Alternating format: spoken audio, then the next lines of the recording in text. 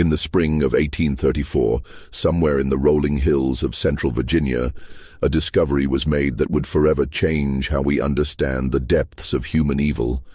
47 children, ages ranging from 6 to 16, were found chained in a basement beneath what appeared to be an ordinary farmhouse.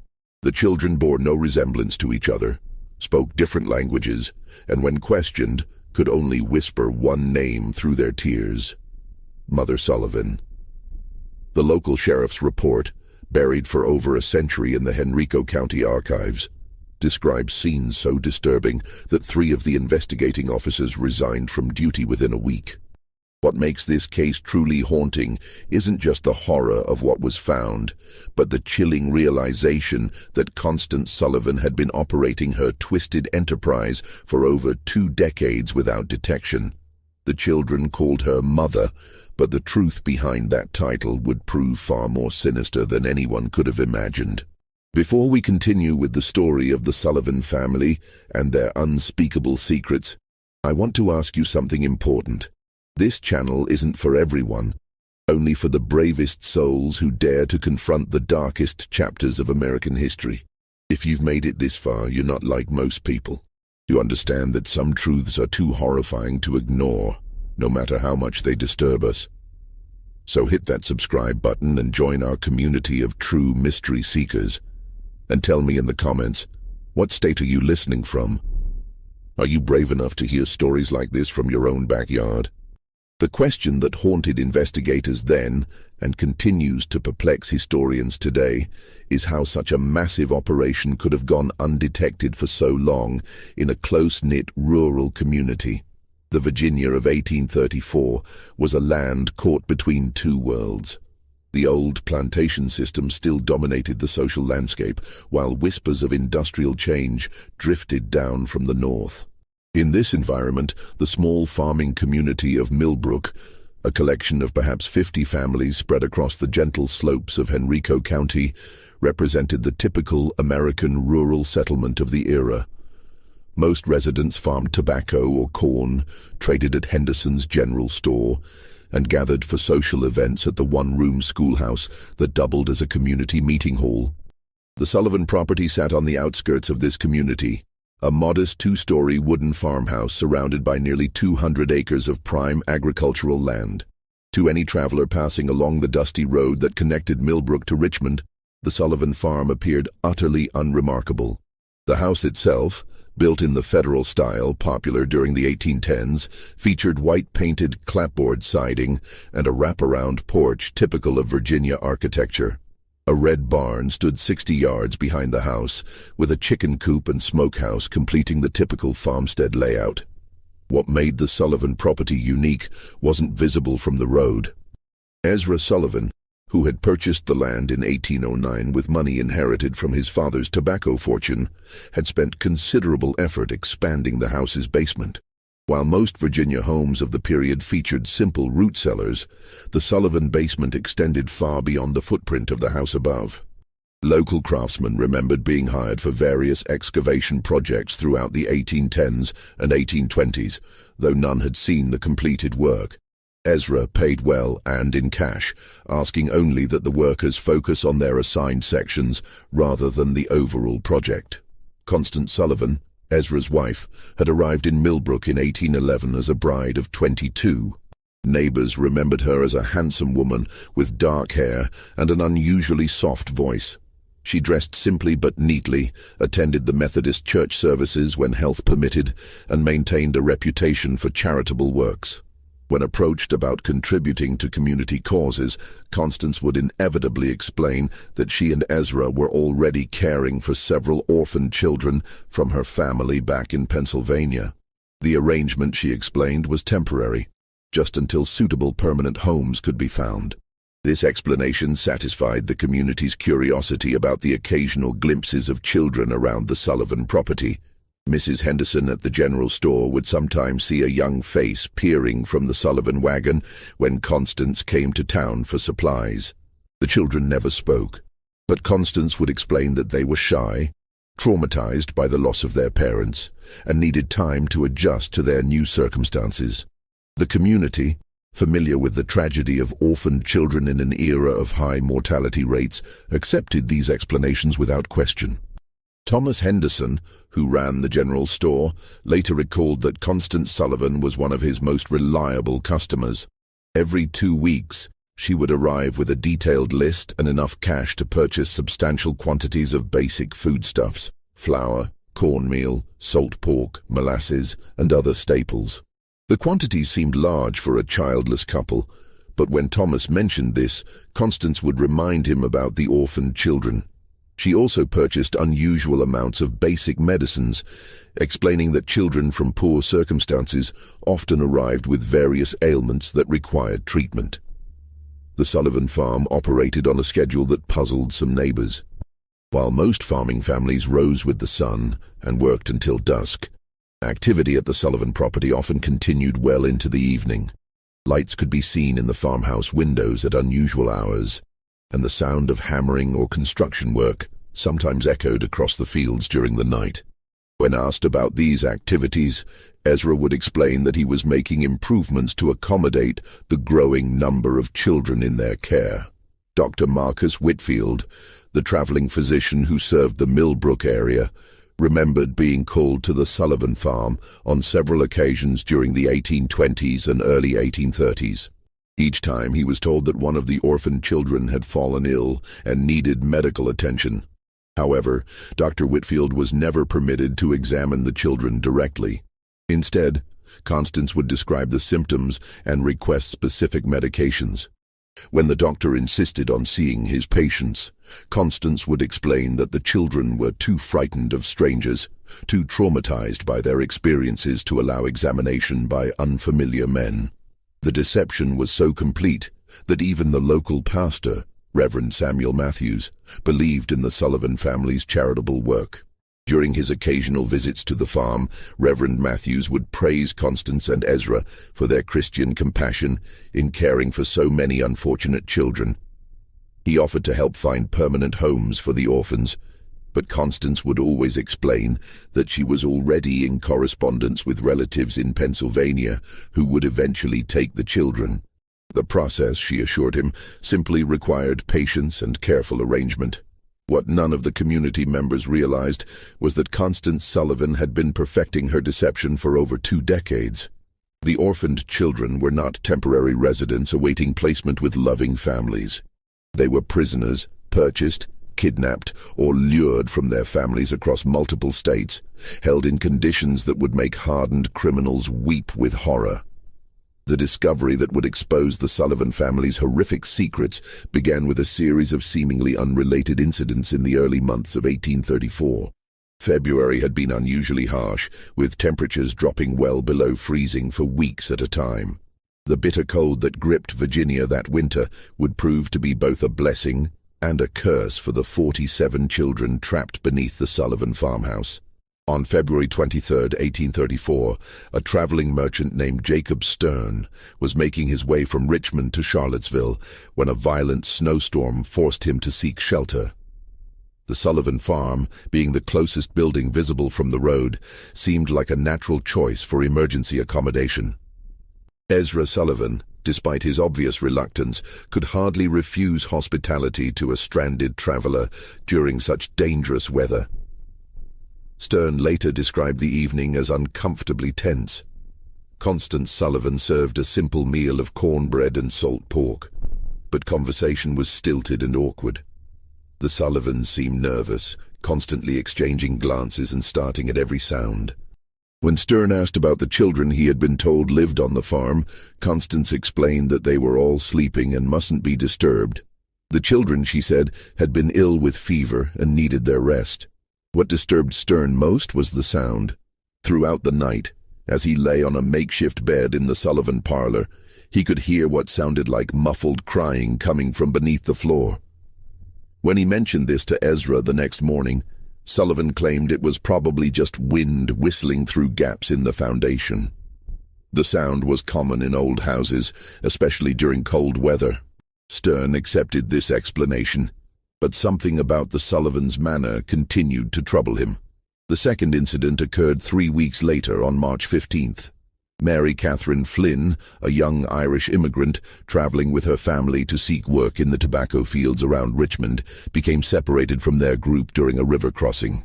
Exhausted and frightened, she made her way to the Sullivan farm as darkness fell. Constance Sullivan took her in, offering food and shelter for the night. Mary Catherine was never seen alive again. When her family reported her missing to the sheriff in Richmond, they described their last known location and the direction Mary Catherine had been heading. A search party was organized, but the vast expanses of Virginia wilderness made finding a single missing person nearly impossible. The search was called off after a week, and Mary Catherine Flynn was presumed to have died of exposure or been killed by wild animals.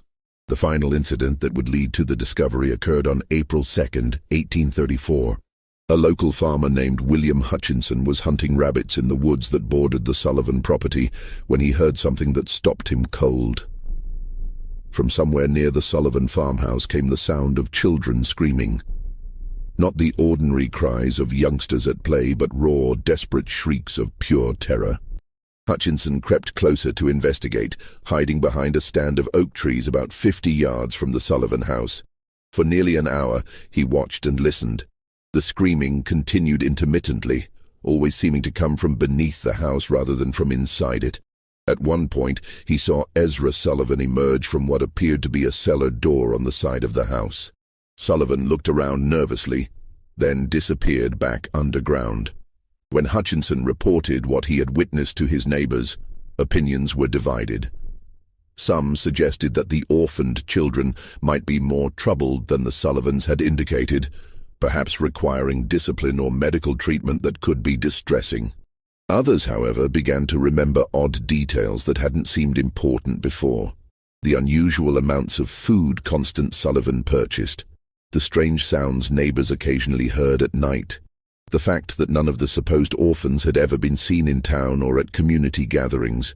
Sheriff Benjamin Crawford, a veteran lawman who had served Henrico County for over 15 years, initially dismissed the concerns as neighborhood gossip. However, when William Hutchinson approached him directly and insisted on filing a formal complaint, Crawford agreed to investigate. The law required him to follow up on reports of potential child abuse, regardless of his personal opinion of the accusers. On the morning of April 8, 1834, Sheriff Crawford rode out to the Sullivan farm, accompanied by his deputy, Marcus Webb. They arrived just after sunrise, expecting to conduct a routine inspection that would put the community rumors to rest. Constance Sullivan met them at the door, her manner calm and welcoming. She invited the officers inside for coffee and expressed concern about the gossip circulating in the community. The conversation began normally enough. Constance explained again about the orphaned children, showed the officers letters she claimed to have received from relatives in Pennsylvania, and offered to arrange for the children to meet with Sheriff Crawford once they recovered from their recent illness. Everything seemed perfectly reasonable until Deputy Webb asked to use the privy.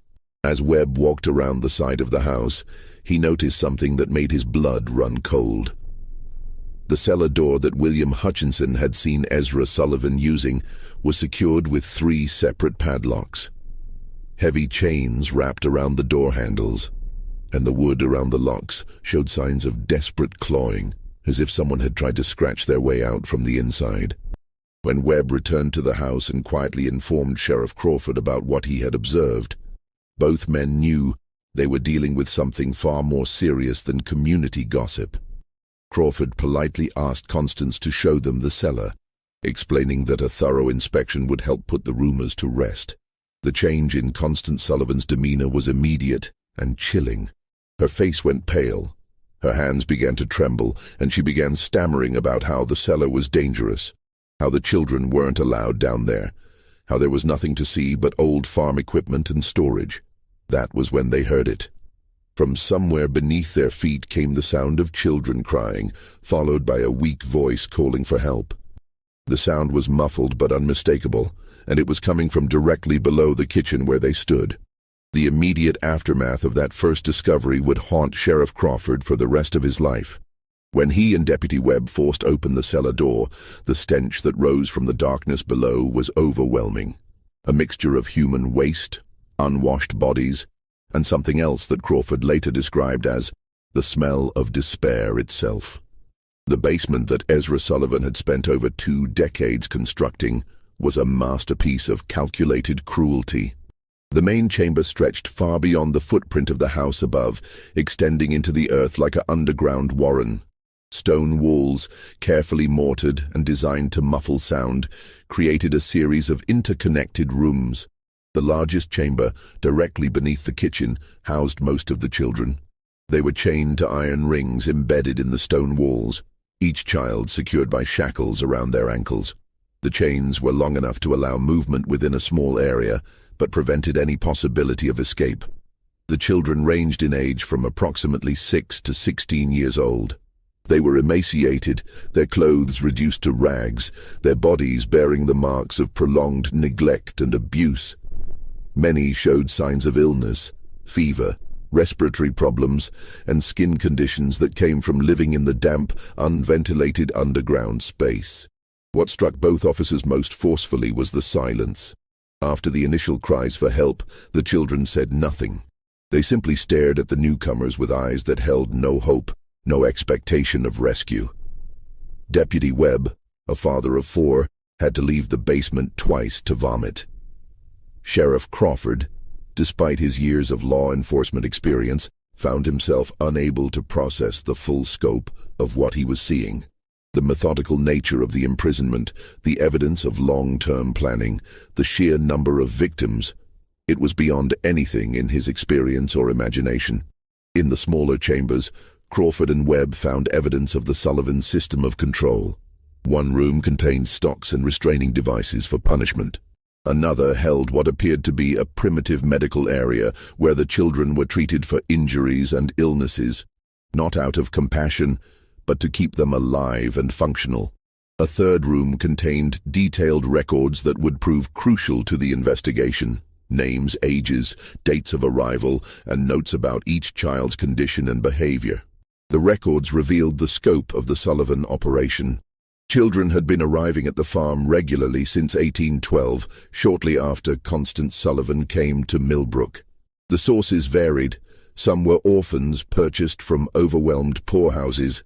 Others were runaways lured by promises of food and shelter, and still others appeared to have been simply kidnapped from their families. The record showed that over the years, more than 90 children had passed through the Sullivan basement.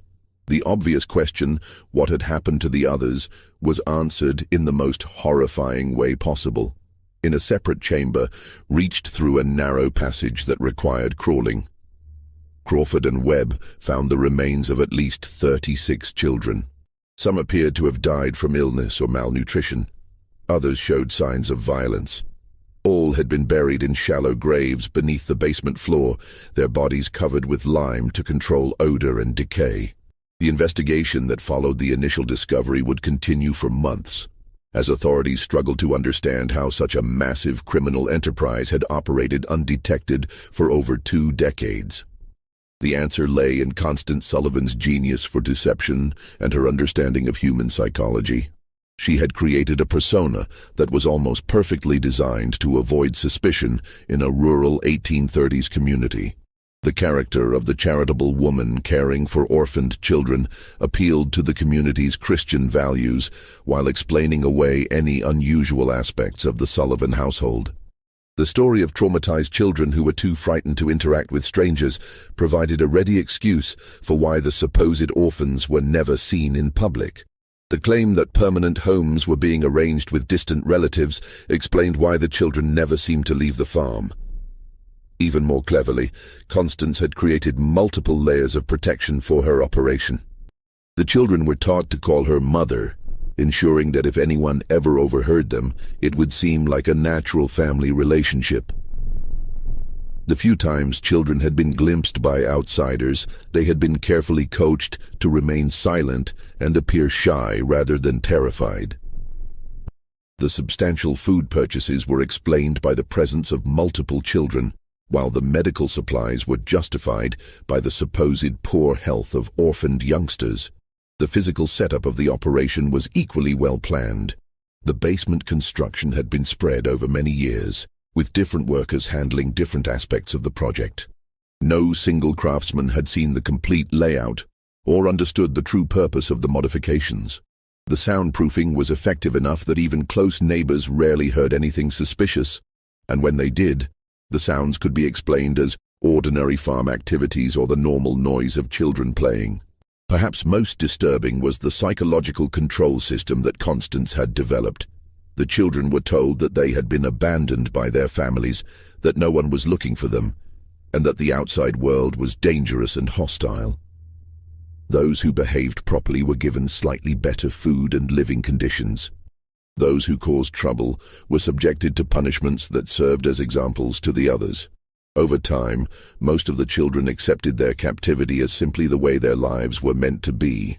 The community's reaction to the discovery was one of complete shock and disbelief. Many residents initially refused to believe that Constance Sullivan, the quiet woman who had lived among them for over 20 years, could be capable of such monstrous acts. Some suggested that she must have been coerced by her husband, or that the whole situation was somehow a misunderstanding. These denials became impossible to maintain as more evidence emerged. The detailed records found in the basement included not just information about the children, but also correspondence with criminal contacts in other states. Constance Sullivan had been part of a network that trafficked in children, buying and selling young victims across state lines. The Sullivan farm was just one operation in a larger criminal enterprise that stretched from Pennsylvania to Georgia. As Sheriff Crawford delved deeper into the Sullivan case, disturbing patterns began to emerge that suggested the operation was far more sophisticated than initially believed. The correspondence found in the basement revealed that Constance Sullivan had been in regular contact with at least 12 other individuals across 5 states, all apparently involved in similar activities. The letters, written in a simple code that was eventually deciphered, discussed merchandise, deliveries, and quality control in language that clearly referred to human trafficking. One letter, dated just 3 months before the discovery, came from someone identified only as A. Morrison in Philadelphia. Morrison wrote that he had 6 new items of varying ages and conditions that would be suitable for your requirements. The letter included detailed descriptions of the children, their approximate ages, and their physical conditions. Most disturbingly, it included notes about their temperaments, which children were compliant and which might require additional training. The financial records painted an even more horrifying picture. Constance Sullivan had been paying between $50 and $200 per child, depending on age and condition. She had also been receiving payments from other locations, suggesting that the Sullivan farm served as both a destination and a distribution point for trafficked children. The total amount of money involved was staggering for the time period.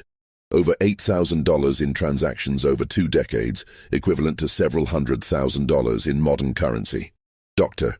Marcus Whitfield, the traveling physician who had been called to the Sullivan farm on several occasions, became a key witness as the investigation expanded. Under questioning, he revealed that Constance Sullivan had always been unusually specific about the medications she requested. She had detailed knowledge of treating malnutrition, respiratory infections, and other conditions common in severely neglected children. She had also asked for sedatives and other drugs that could be used to control difficult prisoners. The doctor's testimony led to another chilling realization. Constance Sullivan had been systematically studying how to keep large numbers of children alive under conditions of extreme deprivation. The medical supplies she purchased, the questions she asked, even the layout of the basement, everything was designed to maximize the survival rate of her prisoners while minimizing the resources required to maintain them. Local businessman Thomas Henderson provided additional pieces of the puzzle.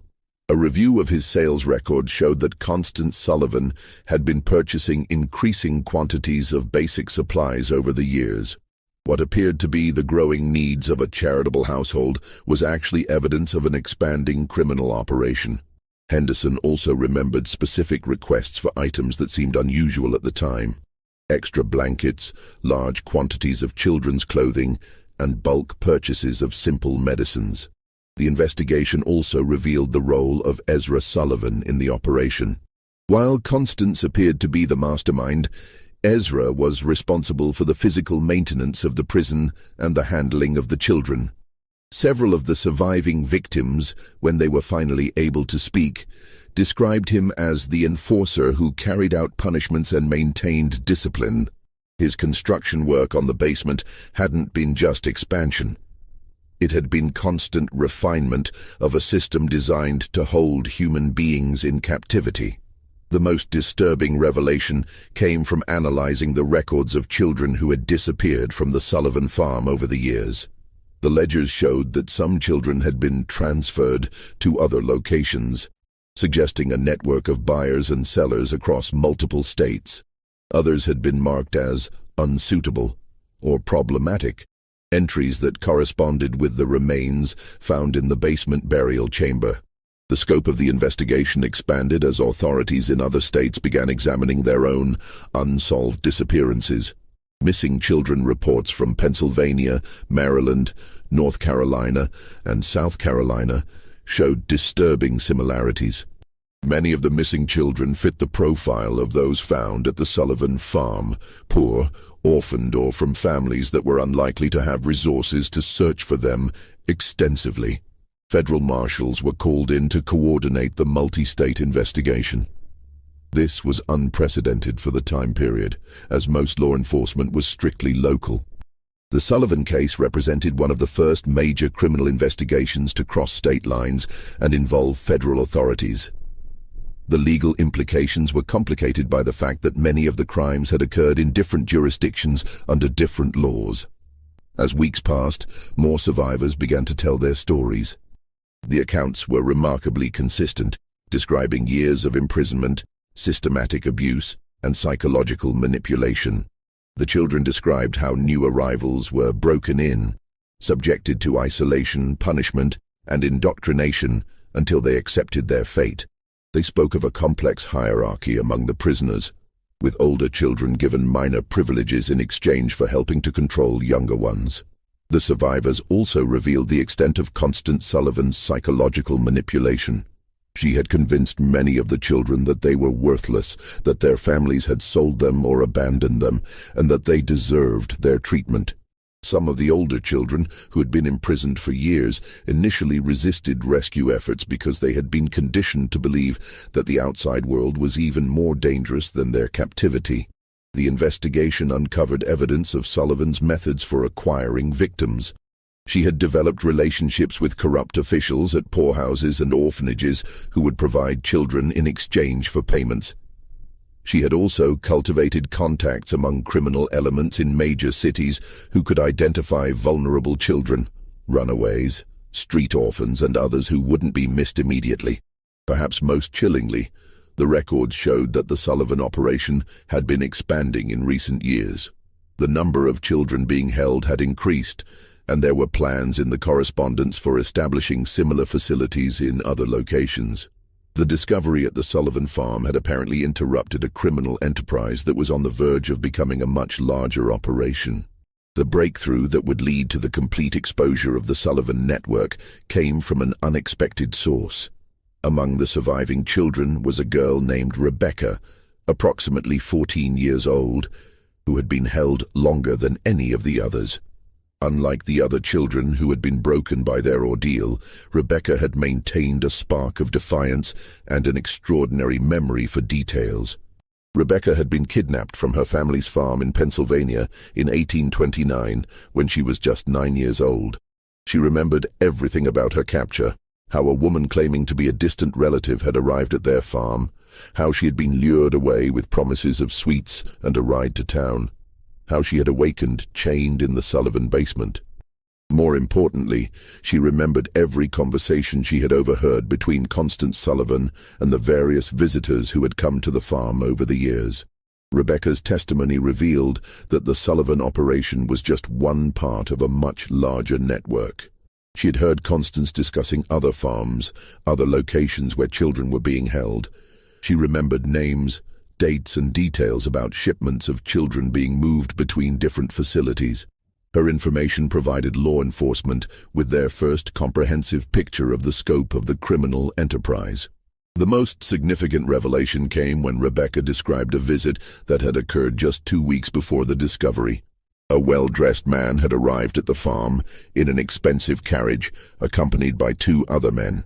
Rebecca had been selected, along with 3 other children, to be inspected by the visitors.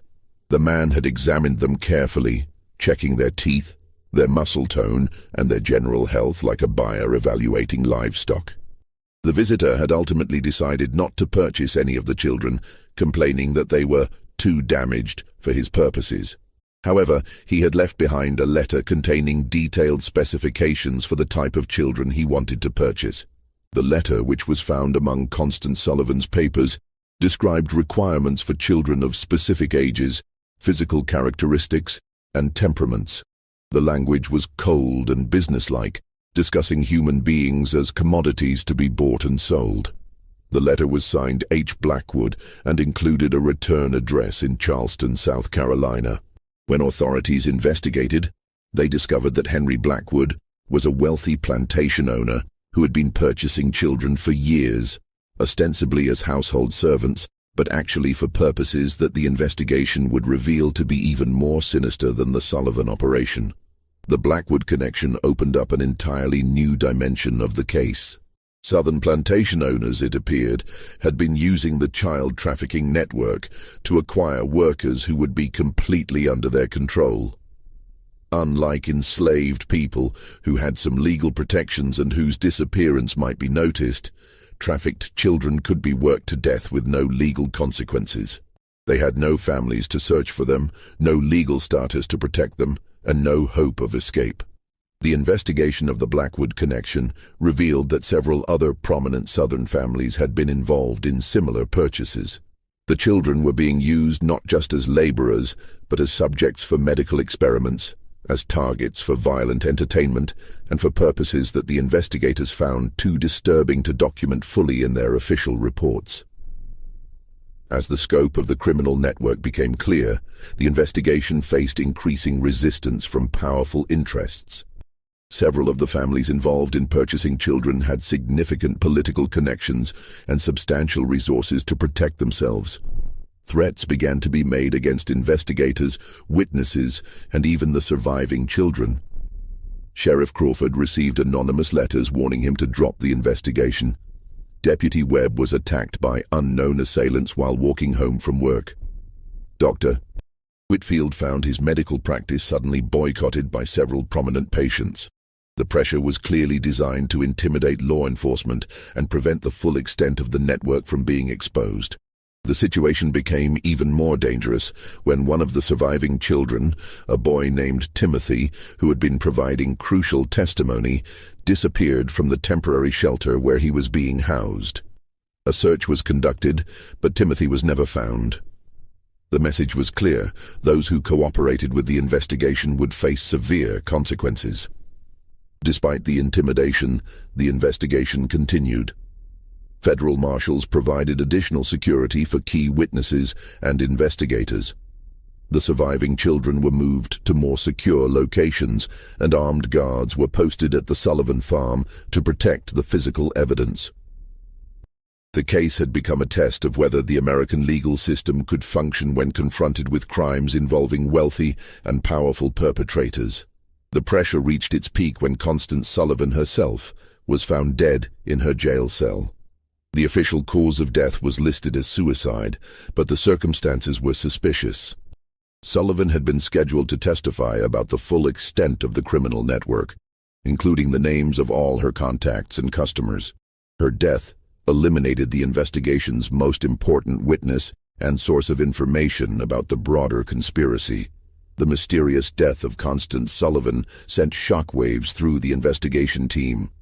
If powerful interests were willing to eliminate key witnesses, no one involved in the case was safe. The investigation had uncovered a criminal enterprise so vast and so well connected that it posed a threat to some of the most prominent families in American society. Just when it seemed that the investigation might be derailed by intimidation and violence, an unexpected development changed everything. A former employee of Henry Blackwood, motivated by guilt over what he had witnessed, came forward with evidence that would blow the case wide open. The employee, a man named Samuel Pierce, had worked as an overseer on the Blackwood plantation and had detailed knowledge of the children who had been purchased from the Sullivan network. Pierce brought with him documents that proved the connection between the Sullivan operation and the Southern buyers. More importantly, he had witnessed the fate of many of the children who had been sold to plantation owners. His testimony would provide the final pieces of the puzzle and expose the full horror of what had been happening to America's most vulnerable children. Samuel Pierce's testimony before the federal grand jury in Richmond would go down as one of the most disturbing accounts in American legal history. Pierce, a man in his 40s with weathered hands and haunted eyes, had worked for Henry Blackwood for over a decade. What he had seen on the Blackwood plantation and what he revealed about the fate of the Sullivan children shocked even the seasoned investigators who had thought they understood the scope of the criminal enterprise. Pierce described how the Blackwood plantation operated two separate systems. The main plantation used enslaved labor for cotton production, operating under the typical, though brutal, economic model of Southern agriculture. However, Blackwood had also established what Pierce called the experimental quarters, a separate facility where the trafficked children were held for purposes that had nothing to do with agricultural production. The children purchased from the Sullivan network were used as subjects for medical experiments that Blackwood conducted with several associates, including 2 physicians from Charleston Medical College. The experiments were designed to test the limits of human endurance, to study the effects of various drugs and treatments, and to satisfy the scientific curiosity of men who viewed the children as laboratory animals rather than human beings. Pierce's most damning testimony concerned the detailed records that Blackwood maintained of these experiments. The plantation owner had documented everything: the children's reactions to different treatments, their survival rates under various conditions, and the progression of diseases that were deliberately introduced to study their effects. The records showed that Blackwood and his associates had been conducting systematic torture disguised as medical research. The testimony revealed that at least 37 children from the Sullivan network had been sold to Blackwood over the years. Of these, only 4 had survived long enough to be transferred to other buyers. The rest had died as a result of the experiments, malnutrition, or the brutal working conditions in the experimental quarters. Their bodies had been buried in unmarked graves in a remote section of the plantation. Pierce also provided information about the broader network of buyers. He had been present at meetings where Blackwood discussed purchases with other plantation owners, wealthy businessmen, and even some politicians. The conversations he overheard revealed that the trafficking network extended far beyond what investigators had imagined. Children were being bought and sold across the entire country, with different buyers having different requirements and purposes. The most shocking revelation came when Pierce described a gathering he had witnessed in the fall of 1833.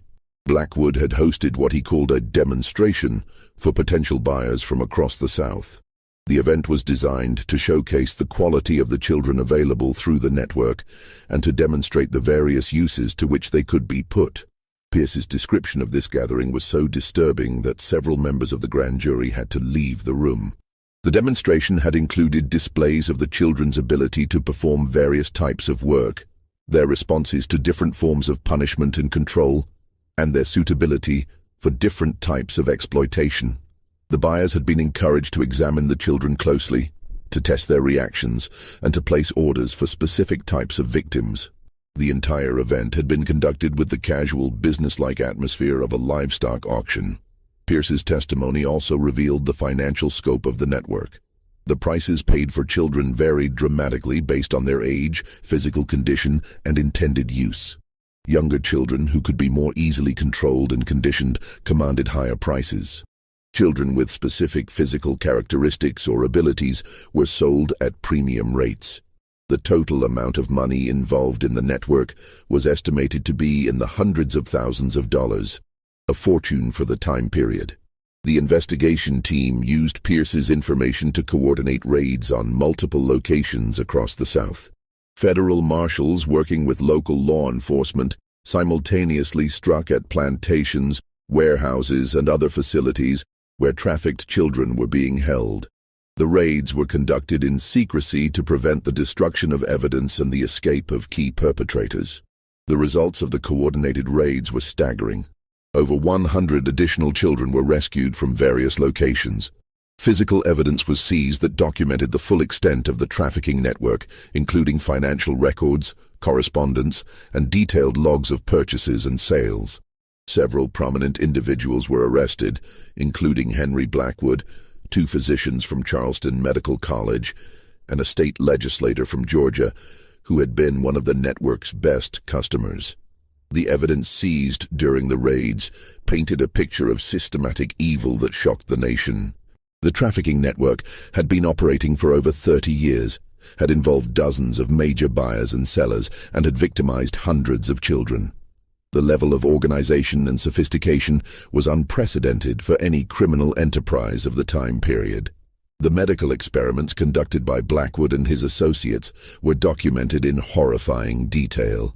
The record showed that the experimenters had deliberately infected children with diseases to study their progression, had tested various poisons and toxins, and had conducted surgical procedures without anesthesia or proper medical training.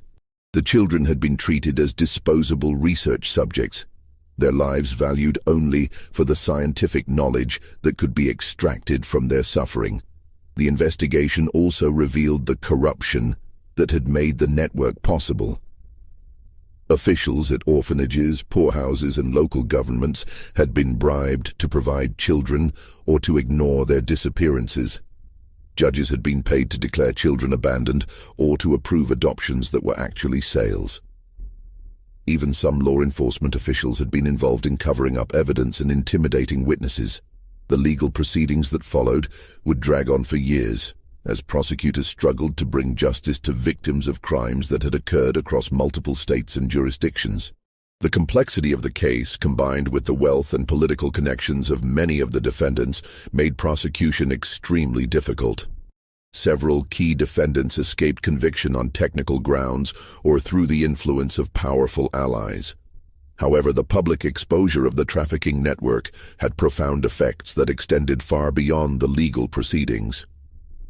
The Sullivan case became a catalyst for the first federal legislation addressing child trafficking and abuse. It led to reforms in the oversight of orphanages and poorhouses, and to the establishment of new legal protections for vulnerable children. The final resolution of the Sullivan case would take nearly 5 years to complete, but its impact on American society was immediate and profound. The public reaction to the revelations was one of horrified fascination mixed with a determination to prevent such atrocities from happening again. Newspapers across the country covered the story in unprecedented detail, with many publications dedicating entire issues to the investigation's findings. The surviving children faced a long and difficult path to recovery. Most had been held for years and had no memory of life before their captivity. The 47 children rescued from the Sullivan basement required extensive medical treatment, psychological care, and patient work to help them readjust to normal human interaction. Many never fully recovered from their ordeal, carrying physical and emotional scars for the rest of their lives. Rebecca, the 14-year-old girl whose testimony had been crucial to exposing the broader network, became something of a celebrity as news of her courage spread. However, the attention proved overwhelming for someone who had endured such trauma. She was eventually placed with a Quaker family in Pennsylvania who provided the quiet, supportive environment she needed to heal. Rebecca lived to be 73 years old, eventually marrying and raising a family of her own, but she never spoke publicly about her experiences again after the trial testimony. The legal proceedings revealed the full extent of the corruption that had enabled the trafficking network. Ezra Sullivan, who had been captured during the initial raid, was convicted on multiple charges of kidnapping, imprisonment, and murder. He was executed by hanging in Richmond on November 15, 1836, before a crowd of over 3,000 people. His last words, according to witnesses, were a confession that he had followed the devil's path and a plea for forgiveness from the children he had helped to torture. Henry Blackwood's trial became a sensation that exposed the dark underbelly of Southern plantation society. The medical records seized from his plantation provided evidence of systematic torture and murder that shocked even hardened observers. Blackwood was convicted of multiple murders and sentenced to death, but his execution was delayed for years by appeals and political maneuvering. He eventually died in prison in 1841, reportedly of a heart attack, though some suspected he had been poisoned by associates who feared he might reveal additional secrets. The two physicians from Charleston Medical College who had participated in the experiments were expelled from the medical profession and sentenced to long prison terms. Their cases led to new regulations governing medical research and the treatment of human subjects. The medical college itself faced a scandal that nearly resulted in its closure, as investigators revealed that several other faculty members had knowledge of the illegal experiments but had failed to report them. The investigation's most frustrating aspect was the number of powerful individuals who escaped justice despite clear evidence of their involvement. Several wealthy plantation owners fled to Europe before they could be arrested. Others used their political connections to avoid prosecution or to receive minimal sentences that didn't reflect the severity of their crimes. A state legislator from Georgia who had been one of the network's major customers was censured by his legislature but never faced criminal charges. The financial investigation revealed that the trafficking network had generated enormous profits for its organizers.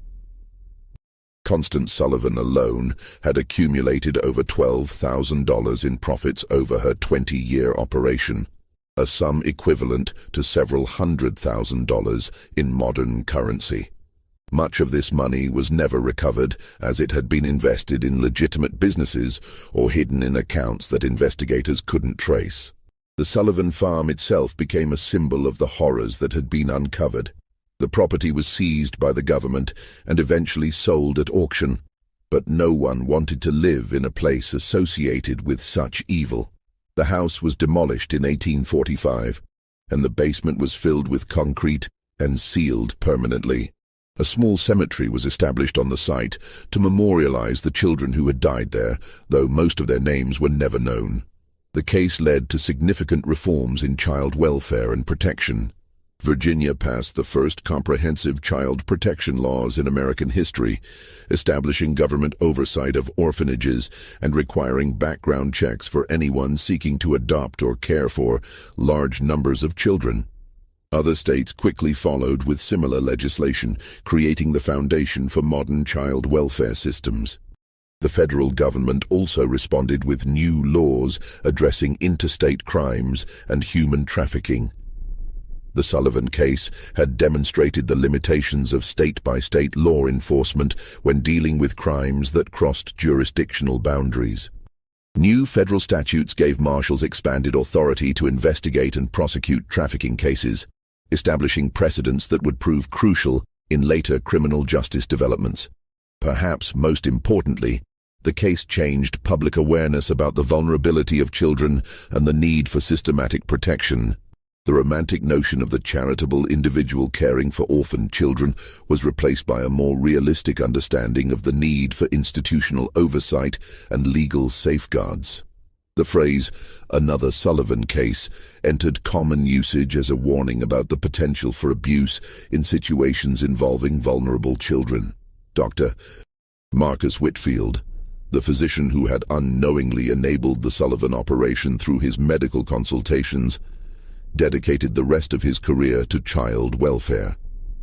He established free clinics specifically for orphaned and abandoned children, and became an advocate for reforms in medical practice that would prevent physicians from being manipulated by criminals. His later writings on medical ethics were influenced heavily by his experience with the Sullivan case. Sheriff Benjamin Crawford, who had led the initial investigation, was promoted to federal marshal and spent the rest of his career pursuing similar cases. He became one of the first law enforcement officials to specialize in crimes against children, developing investigative techniques and procedures that would be used for decades. Crawford's detailed reports on the Sullivan case became required reading for law enforcement officers across the country. The children's stories, as they emerged over the years, revealed the full scope of human resilience and the long-term effects of systematic abuse. Some, like Rebecca, were able to build relatively normal lives with proper support and care. Others struggled with mental illness, addiction, and other problems that stemmed from their traumatic experiences. A few never recovered at all, dying young from complications related to their years of imprisonment and abuse. The network's correspondence, which had been preserved as evidence, provided investigators with information that led to additional cases for years after the initial discovery. Letters found in the Sullivan basement contained references to other operations, other victims, and other perpetrators. Some of these leads resulted in successful prosecutions, while others led to dead ends or situations where too much time had passed to gather sufficient evidence. One of the most haunting aspects of the case was the realization that the Sullivan operation had been just one part of a much larger system of exploitation that had existed largely undetected for decades. The investigation revealed that similar networks had operated in other parts of the country, that children had been bought and sold like commodities throughout American history, and that the legal and social systems had been inadequate to protect the most vulnerable members of society. The case also highlighted the role of community responsibility in preventing such atrocities. The residents of Millbrook, who had lived for 20 years next to one of the most horrific crime scenes in American history, struggled with guilt and self-examination. How had they failed to see what was happening? What signs had they missed or ignored? Could they have prevented the suffering if they had been more vigilant or suspicious? These questions led to broader discussions about the obligation of communities to watch out for their most vulnerable members. The Sullivan case became a cautionary tale about the dangers of accepting explanations without investigation, of respecting privacy when that respect enabled abuse, and of assuming that respectable appearances guaranteed moral behavior. The legacy of the Sullivan case extended far beyond the immediate legal and social reforms it inspired. The detailed documentation of the investigation, including the correspondence, financial records, and testimony, became an invaluable resource for understanding the history of crime and exploitation in America. Historians, criminologists, and social reformers would study the case for generations, using it to understand how systematic evil could flourish in apparently normal communities. In the end, the Sullivan family's reign of terror was brought to an end not by sophisticated police work or advanced investigative techniques, but by the simple courage of ordinary people who refused to ignore obvious signs of trouble. William Hutchinson's decision to report what he had heard, Sheriff Crawford's willingness to take community concerns seriously, and Rebecca's determination to testify despite her trauma. These individual acts of moral courage were what ultimately exposed one of the most horrific criminal enterprises in American history. The basement, where 47 children were found chained, has been sealed for over a century, but the echoes of their suffering continue to remind us of the importance of vigilance, courage, and compassion in protecting those who cannot protect themselves. The Sullivan case stands as both a testament to human evil and a reminder of the power of individual conscience to overcome even the most entrenched systems of exploitation and abuse.